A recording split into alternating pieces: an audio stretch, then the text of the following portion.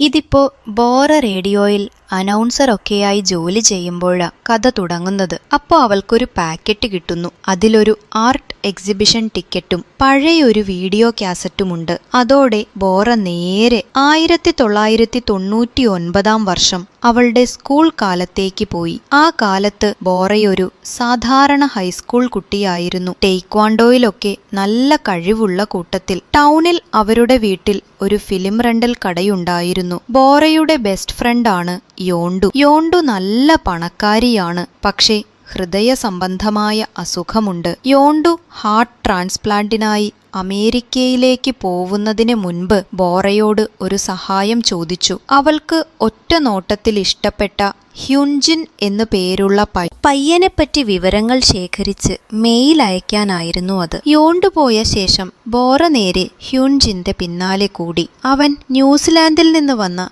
Transfer student ആണ്. അത്യാവശ്യം പോപ്പുലറാണ്. Von ഹോ എന്നൊരു കൂട്ടുകാരനുമുണ്ട്. ഹ്യുൻജിന്റെ അടുത്ത് എത്താൻ ബോറ പല വിദ്യകളും ഒപ്പിച്ചു. അവന് ഫുട്ബോൾ കളിക്കിടെ കാലിന് ചെറിയ പരിക്കു പറ്റിയപ്പോൾ ബോറ അസുഖം അഭിനയിച്ച് മെഡിക്കൽ റൂമിൽ പോയി അവരുടെ സംസാരമൊക്കെ ഒളിഞ്ഞു കേട്ടു. ഹ്യുൻജിന്നിന് അനൗൺസറാവാൻ ആഗ്രഹമുണ്ടെന്നറിഞ്ഞപ്പോൾ ബോറ ബ്രോഡ്കാസ്റ്റിംഗ് ക്ലബിൽ ഓഡീഷന് പോയി. അവൾ കാണിച്ച പ്രകടനം കണ്ട് ഹ്യുൻജിൻ പോലും അവൾക്കായി അവസരം ഒഴിഞ്ഞുകൊടുത്തു. ഹ്യുൻജിൻ ആണെന്ന് കരുതി ബോറ ഒരു പേജർ നമ്പറിൽ വിളിച്ചു. പക്ഷെ അത് വോൺ ഹോയുടെ ആയിരുന്നു. വോൺ ഹോ കാര്യം വേഗം മനസ്സിലാക്കി. അങ്ങനെ വോൺ ഹോ ഹ്യുൻജിന്റെ നമ്പർ കൊടുക്കാമെങ്കിൽ ഒരു അഡൽട്ട് ഫിലിം കാസറ്റ് ഓണമെന്ന് പറഞ്ഞു. ആ കാസറ്റ് കൊണ്ടുവന്നതിന് ബോറയ്ക്ക് ഹോം റൂം ടീച്ചറുടെ കയ്യിൽ നിന്ന് ശിക്ഷയും കിട്ടി. എന്നാലും വോൺഹോ വാക്ക് പാലിച്ചു. ഹ്യുൻജിന്നിനെ കടയിൽ കൊണ്ടുവന്ന് നമ്പർ കൊടുപ്പിച്ചു. ബ്രോഡ്കാസ്റ്റിംഗ് ക്ലബിൽ കൂടിയതോടെ ബോറയും വോൺഹോയും കൂടുതൽ അടുത്തു. അവർക്കിടയിൽ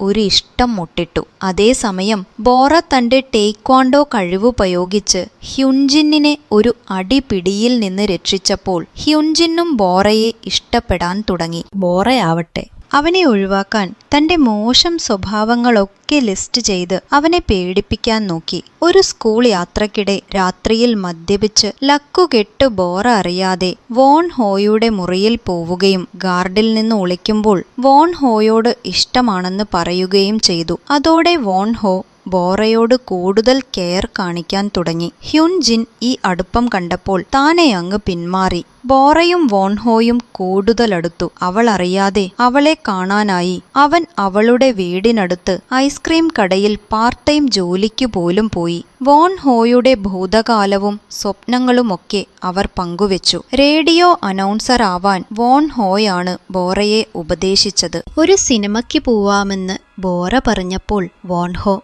അവളെ കിസ് ചെയ്തു. അവസാനം താനും പ്രണയത്തിലായെന്ന് പറഞ്ഞ് ബോറ യോണ്ടുവിന് മെയിൽ അയച്ചു. യോണ്ടു ഹൃദയമാറ്റ ശസ്ത്രക്രിയ കഴിഞ്ഞ് സുഖമായി തിരികെ വന്നു. ബോറ അവൾക്ക് വോൺഹോയെയും ഹ്യുൻജിന്നിനെയും പരിചയപ്പെടുത്തി. പക്ഷേ അപ്പോഴാണ് ബോറയ്ക്ക് ഒരു സത്യം മനസ്സിലായത്. യോണ്ടുവിന് ഇഷ്ടപ്പെട്ട പയ്യൻ ഹ്യുൻജിനായിരുന്നില്ല, വോൺഹോ ആയിരുന്നു. വോൺഹോ അന്ന് പുതിയ യൂണിഫോം കിട്ടാത്തതുകൊണ്ട് ഹ്യുൻജിന്റെ യൂണിഫോം കടം വാങ്ങിയതാണ്. യോണ്ടുവിന്റെ നെഞ്ചിലെ ശസ്ത്രക്രിയയുടെ പാട് കണ്ടപ്പോൾ തന്റെ ഇഷ്ടം മറച്ചുവെച്ച് യോണ്ടുവിന്റെ സന്തോഷത്തിനായി സ്വയം മാറിക്കൊടുക്കാൻ ബോറ തീരുമാനിച്ചു. അങ്ങനെ വോൺ ഹോക്ക് അയച്ച ഇഷ്ടം തുറന്നു പറയുന്ന മെയിൽ യോണ്ടുവിന്റെ അക്കൗണ്ടിൽ നിന്ന് ബോറ ഡിലീറ്റ് ചെയ്തു. എന്നിട്ട് വോൺ ഹോയുമായുള്ള സിനിമ കാണാൻ പോവാനുള്ള തന്റെ ഡേറ്റിന് പകരം യോണ്ടുവിനെ പറഞ്ഞയച്ചു.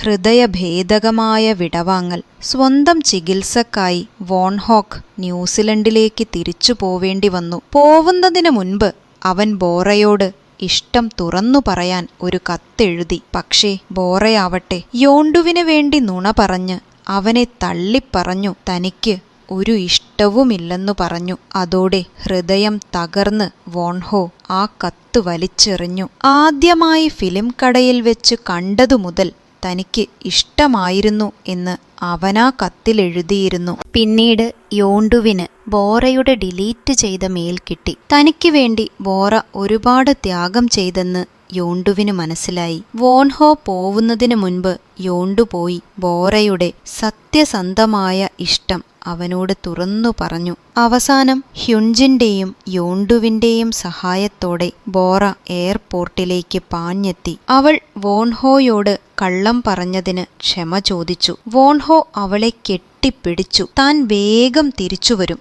അതുവരെ കാത്തിരിക്കണമെന്നു പറഞ്ഞു. വർഷങ്ങളോളം അവർ ഇമെയിൽ വഴി സംസാരിച്ചു. പക്ഷേ 1 വർഷത്തിനു ശേഷം വോൺഹോയെക്കുറിച്ച് യാതൊരു വിവരവുമില്ലാതായി. അവൻ തന്നെ മറന്നുപോയി എന്ന് കരുതി ബോറ കാത്തിരിപ്പ് അവസാനിപ്പിച്ചു. ബോറ ഇപ്പോഴുള്ള ആർട്ട് എക്സിബിഷനിൽ പോയപ്പോൾ അതൊരു അനുസ്മരണ ചടങ്ങായിരുന്നു. 2001 മരിച്ച വോൺ ഹോയുടെ ഓർമ്മയ്ക്കായി. വോൺ ഹോയുടെ അനിയൻ ജോസഫ് ബോറയുടെ അടുത്തു വന്നു. വോൺ ഹോ കടം വാങ്ങിയ അഡൽട്ട് ഫിലിം കാസറ്റിനുള്ളിൽ ആ ഫിലിം അല്ലായിരുന്നു എന്നും പകരം ബോറയുടെ രഹസ്യ വീഡിയോകളാണ് ഉണ്ടായിരുന്നതെന്നും ജോസഫ് പറഞ്ഞു. അത് കണ്ടപ്പോഴാണ് ബോറയെ കണ്ടുമുട്ടിയതാണ് തന്റെ ചേട്ടന്റെ ചെറിയ ജീവിതത്തിലെ ഏറ്റവും മനോഹരമായ നിമിഷങ്ങളെന്ന് ജോസഫിന് മനസ്സിലായത്. വീട്ടിൽ വന്ന ബോറ ആ കാസറ്റ് കണ്ടു. അതിൽ വോൺഹോ രഹസ്യമായി എടുത്ത അവളുടെ വീഡിയോകളും ഒടുവിൽ അവൻ ഉടൻ തിരിച്ചു വരുമെന്ന് ഉറപ്പു നൽകുന്ന രംഗങ്ങളുമുണ്ടായിരുന്നു. നമ്മുടെ ഇഷ്ടം തുറന്നു പറയുന്നതാണ് ഭാവിയിൽ ദുഃഖിക്കാതിരിക്കാനുള്ള ഏറ്റവും നല്ല വഴി എന്ന സന്ദേശത്തോടെയാണ് ഈ സിനിമ അവസാനിക്കുന്നത്.